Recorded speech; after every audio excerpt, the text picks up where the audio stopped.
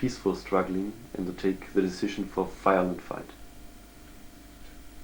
We have been fighting the Indian occupation right from the very beginning, right from 1947, but in a peaceful way.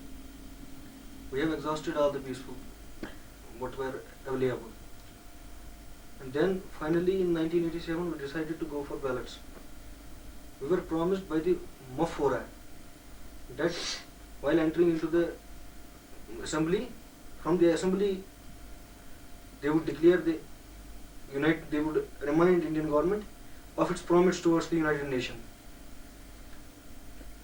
And then after 1987 elections, when they came to know that such is their stance, they are going to do such and such thing, they then rigged the elections and installed a puppet regime over here.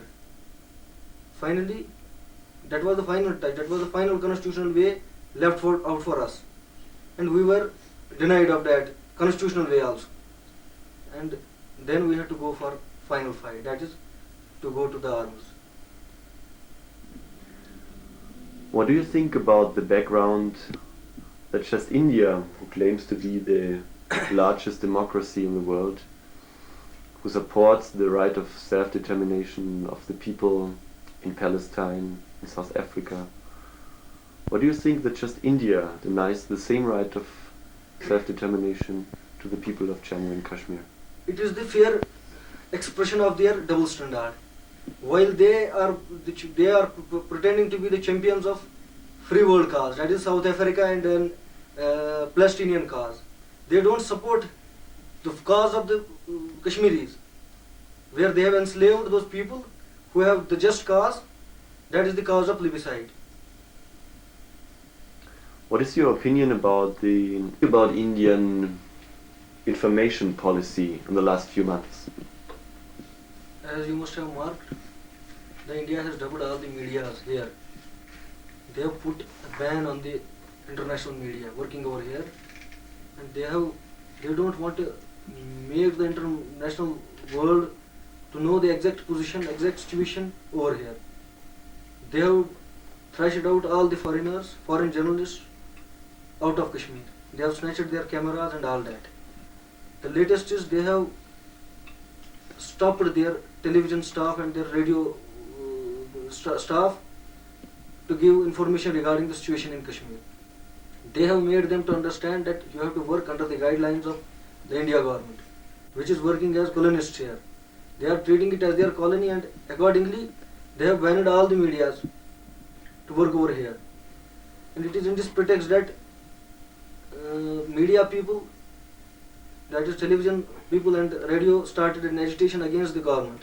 Although it's a governmental institution, it has started an agitation over government, saying that you have made us as stooges, and we have no freedom to give the exact assessment of the situation. Don't you think that India fears losing J&K might be the beginning disintegration of the Union? No, we don't think it shouldn't be. Kashmir has never been a part of India. Right from the 1947, before the birth of India or Pakistan, it had remained independent. The state of Jammu and Kashmir has remained independent from the very beginning. It should never. But you accept that there should be an effect to the shaky political situation in Punjab? Actually, the Punjab has its own problem, and ours is an altogether different problem. We have a political history, we have a background. Our cause is just enough. You can see that while they are not giving a just within the Indian constitution, they are not behaving honestly with their people, that is the people of Punjab. And then ours is altogether a different case. We have remained independent, and our case is in the agenda of United Nations.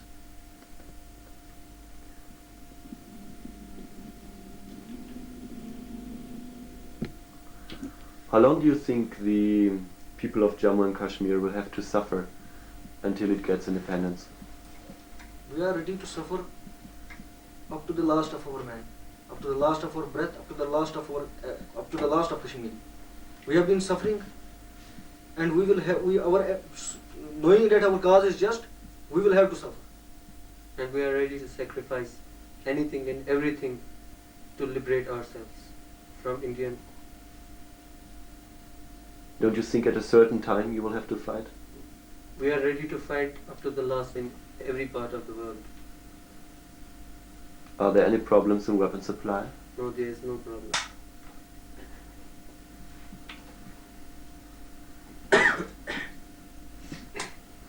What do you know about Afghan Mujahideen being sent to Kashmir to fight or to train militants? They have not been sent to Kashmir to fight or to train the militants.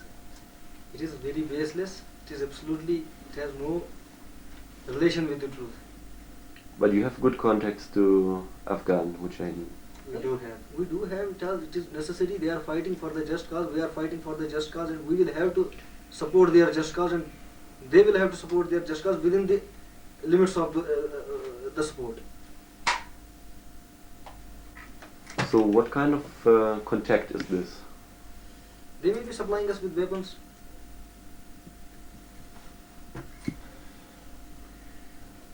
What about the social infrastructure of the militant organizations? You recruit mostly out of the host of well-educated but unemployed young people. Is it true? No, it is not true. We have the recruited people amongst us are from every section of the society, from every section of the Kashmiri society. They are employed, unemployed, educated, uneducated. But you sitting here are all bestly educated. It does not matter, because we may be educated, our co-fellows are not educated, all of us are not educated.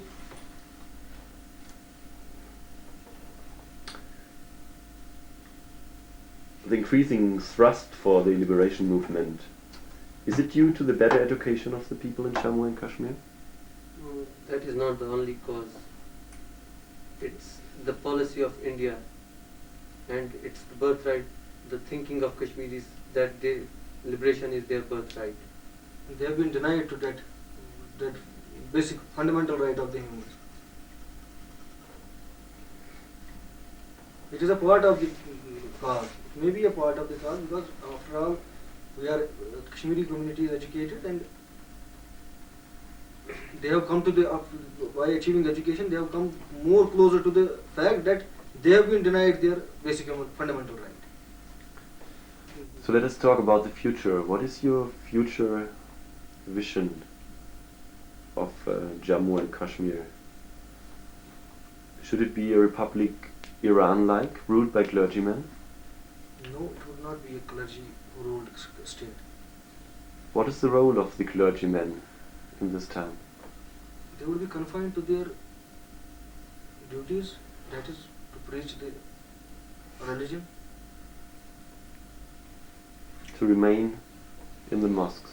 No, actually, we have our society is based, our culture is based on the fact that we don't think politics and religion is divided.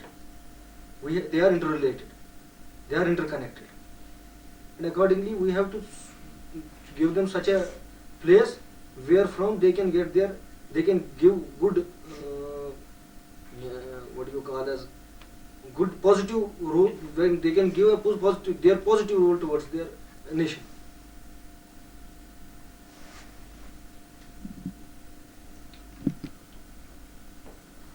In your vision about the future, are there any elements of socialism? Actually, Islam is itself a socialism, and we have Islam. We want to remain as an Islamic socialist state. We want to annex Islamic socialism in our society. Does this mean in economics you have the idea of ways of dirigism, centralism? Not centralism. No, not Not centralism. Neither capitalism nor centralism.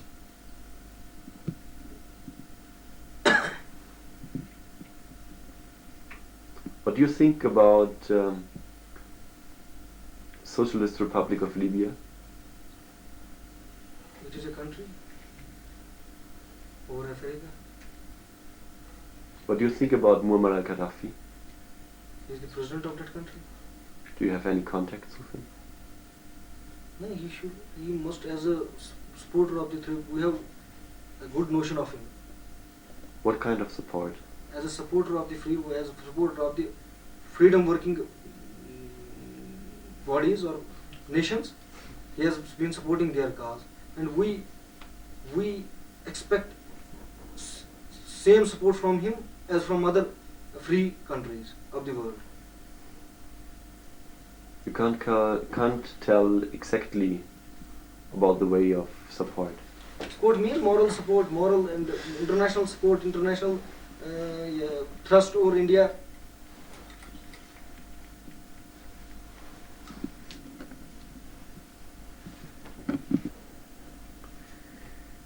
You expect the support of the free world. Don't you think therefore it's already now necessary to present a clear outline of political, social and economical ideas?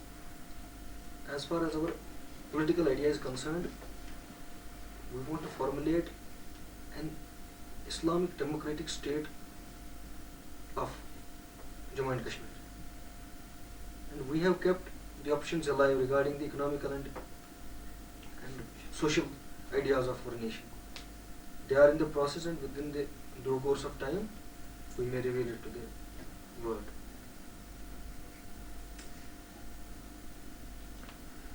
You don't have any charter. What? You don't have any chart or charter Regarding which what? formulates your ideas. No, I have told you that we have, it is subservient to the first of all, we want to achieve freedom. That is, we want to get these Indians out of our sacred land, and then we will decide. It is in the process. We will decide it, and we will reveal it to the world. But this was the question. Don't you think it's already now in this stadium necessary? Within a short period of time, we may introduce it. Don't you think the lack of such a charter is because of disagreement between parts of the No, it is movement? not at all because of that. We are agreed on one point that we have to get India out of this country. And secondly, the idea is, it is in the process and it will come out. How would you describe the religious and the political element of the movement? Do you use the religious energy at the moment for your political aims? As a Muslim, our basic fundamental lies in our being an Islamist. We have our energies reserved in Islam, and we want to utilize them at this juncture of our history. And since we don't accept the theory that politics and religion is divided, we will have to adopt a theo-democratic type of approach. You accuse India denying basic human rights to the people of Jammu and Kashmir. What about your own handling of personal rights? One of the militant groups, the Allah Tiger, claim the true way of Islamic life. They force shopkeepers and houseboat owners to remove their signboards and to write them in green color. They ordered to close cinemas and they ordered women to wear the burqa. How do you think about this? Actually, you are misinformed about these things. It is a nonsense. It has been created by the Indian lobby. They want to project our just movement as a fundamentalist movement, as an intolerant fundamentalist movement. And it is with their manipulation that they have just manipulated these things, thrusting Islam on non-Muslims or thrusting Islam forcibly. It is nonsense. So there is no forcing by militant groups. No, there has never been. People are To the ready to people. accept everything. People in Kashmir, as you might have seen, are ready to accept everything. And you know, the culture within these 42 years, India has tried their level best to divide us of our culture, the Islamic culture. People in general found their expression while adopting the Islamic ways of life. They are finding an expression to reveal to India that they have their culture safe and they will addict to their Islamic culture. So this means the JKLF would not agree with such ways of pressure. No. We don't agree with such ways of pressure. We have never and we will never.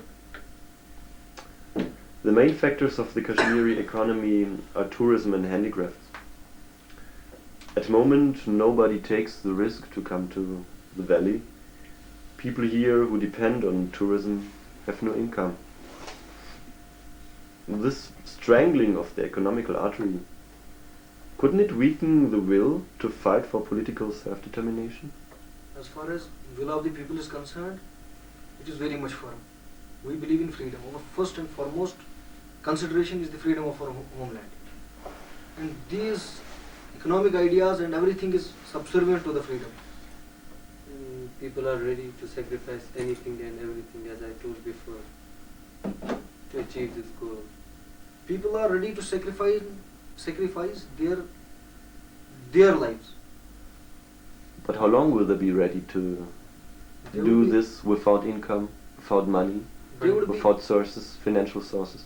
It is our firm belief that they would do it until the last of their breath, until victory. According to reports, no Hindu has been touched yet because of his community. But in their identity, they feel belonging to India. A plebiscite vote for independence. It must be the judgment for most of them to leave J&K. We have made the options open for them.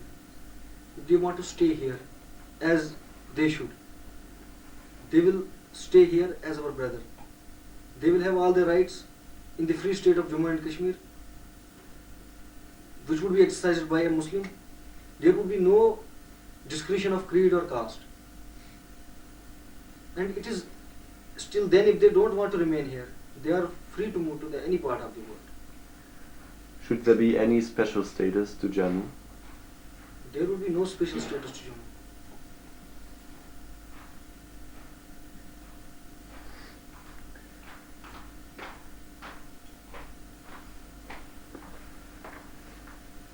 Are there any preparations to build an overground part of the JKLF? Yes. What Yes. kind of preparations?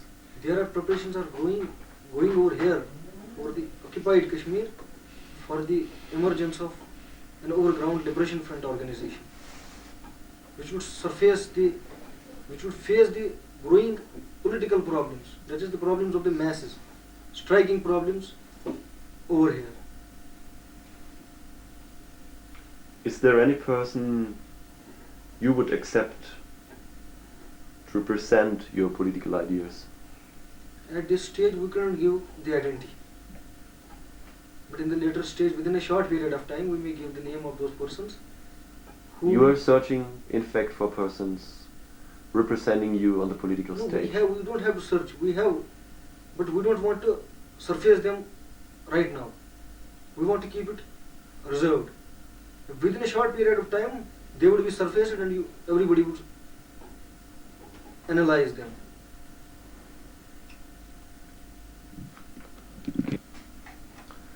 What do you think about the role of the United Nations in the last 2 years, and especially in the last few months? As you must be knowing, we have our case in the United Nations. And it was taken to the United Nations by the India. Although working as imperialist here, treating it as their colony. It is there, and there has been a long range of discussions over the Kashmir dispute. We were expecting a hot support from the United Nations, but up to now we have not received such, and we are astonished, shocked at their attitude towards our just cause.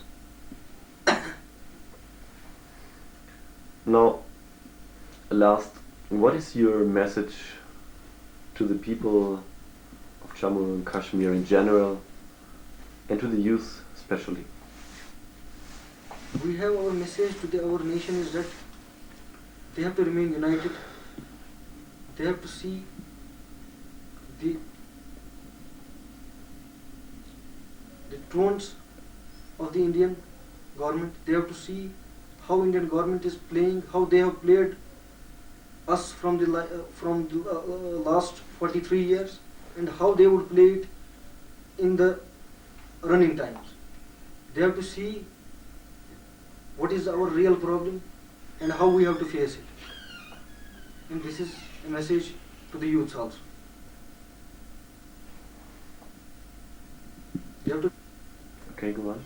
They have to remain united against all the pressures built upon them by the colonist and imperialist India.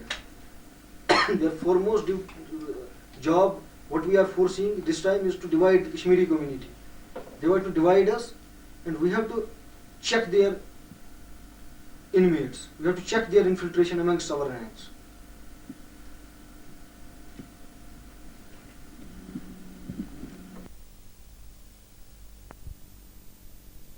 You are the chairman of the Kashmir Students' Liberation Front. What is the difference between your organization and the Jklf? It is the same party, same front. We have the Kashmir Liberation Front. And before 2 years, the number of our militants were only 200.